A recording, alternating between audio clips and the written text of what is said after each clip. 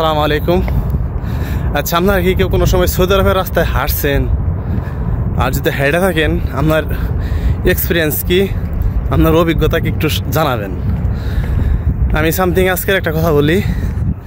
আজকে দুপুরে যখন আমার স্কুটার নষ্ট হয়েছে, এই বাইরের কাজে থেকে আসার সময় স্কুটারটা নষ্ট হয়েছে। ভালো স্কুটার রেখে দিছি, কিন্তু আসার সময় মনে করেন যে স্কুটার দিয়ে চলে না।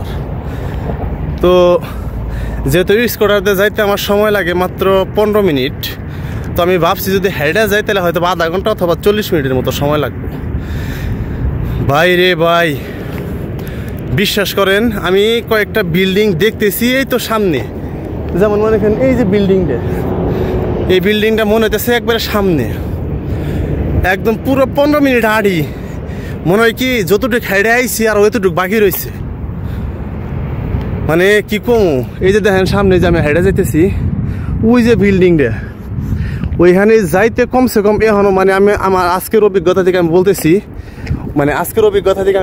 ওই বিল্ডিংয়ে যদি আমি আজকে হেঁটে যাই, এখন যদি হেঁটে যাই, কমের পক্ষে 5 মিনিট সময় লাগবে ওইখানে যাইতে।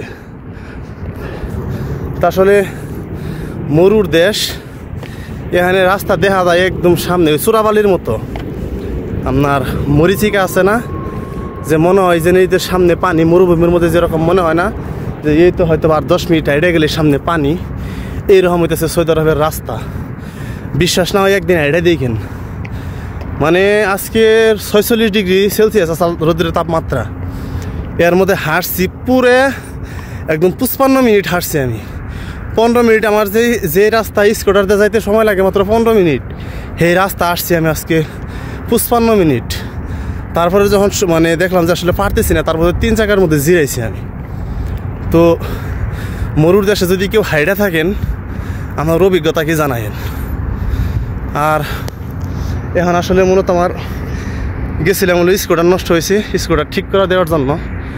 ওইখানে অন্য দিন 5 মিনিট লাগে আমার হসপিটাল থেকে ওইখানে হাইডা যাইতে, আর আজকে যাইতেছি, গেছি পুরে আধা ঘন্টা বইরে, এখন আবার আধা ঘন্টা বইরে হসপিটাল যাইতেছি। আসলে এই সৌদি আরবের রাস্তা হইতেছে মরিচিকার মতো, চোরাবালির মতো, দেখা যায় সামনে, কিন্তু যখন দরবার যাবেন দেখবেন কিছুই নাই, শুধু সামনে দুর্গম রাস্তা, তাছাড়া কিচ্ছু না। এই দেখেন আমি কখন থেকে হাঁটতেছি, এখন তোর কোদারে রয়েছে বিল্ডিং। তো যাই হোক, ভালো থাকবেন। আসসালামু আলাইকুম।